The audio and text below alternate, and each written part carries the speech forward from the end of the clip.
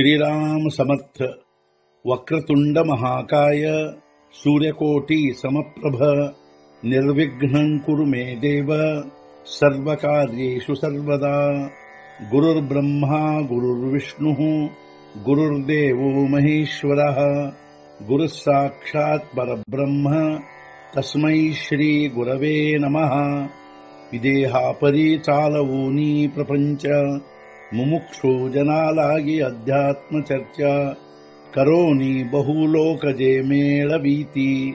नमस्कार त्या ब्रह्म चैतन्य मूर्ती अलंकापुरी पुण्यभूमी पवित्र तिथे नांदतो ज्ञान राजा सुपात्र तया आठवीता महापुण्य राशी।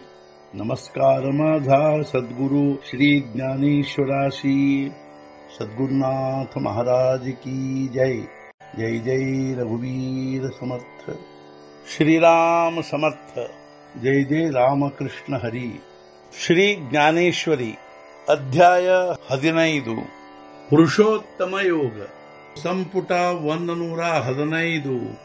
ममैवांशो जीवलोके जीवभूत सनातनः मनःषष्ठानीन्द्रियाणि ಪ್ರಕೃತಿಸ್ಥಾನಿ ಕರ್ಷತಿ।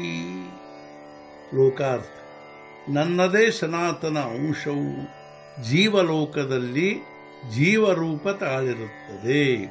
ಅದು ಪ್ರಕೃತಿಸ್ಥಿತ ಅನಾದಿಯಾಗಿದ್ದ ಮನಸಹಿತ 6 ಇಂದ್ರಿಯಗಳನ್ನು ತನ್ನ ಕಡೆಗೆ ಆಕರ್ಷಿಸುತ್ತದೆ. ಐಸೆ ಶರೀರಾಚಿ ಏವಡೆ ಜೈ ಆತ್ಮಜ್ಞಾನ ವೇಗಳೆ ಪಡೆ तै माझा अंशु ऐसे आवडे ಥೋಡೆಪಣೆ। ಹೀಗೆ ಶರೀರದ ಮಟ್ಟಿಗೆ ಆತ್ಮಭಾವ ಬೇರೆಯಾಗಿರಲಾಗೆ ಅಂಶವೆಂದು ಅನಿಸುವುದಾವಾಗ್ಯೆ ಅಲ್ಪತನದಿಂದ.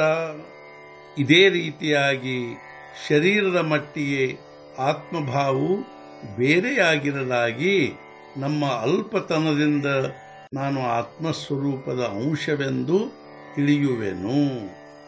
ಸಮುದ್ರಕ ವಾಯು ವಶೇ तरंगाकार उल्लसे तो समुद्रांशु ऐसा दिसे सानिवाजेवी।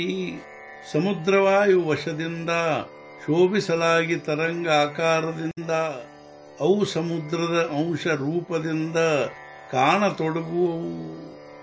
ಸಮುದ್ರವು ವಾಯುವಿನ ಸಂಪರ್ಕದಿಂದ ತರಂಗಾಕಾರವಾಗಿ ಶೋಭಿಸುತ್ತಿರುವಾಗ ಆ ತರಂಗಗಳು ಅರ್ಥಾತ್ ತೆರೆಗಳು ಸಮುದ್ರದ ಅಂಶರೂಪವೆಂದು ಕಾಣತೊಡಗುವವು.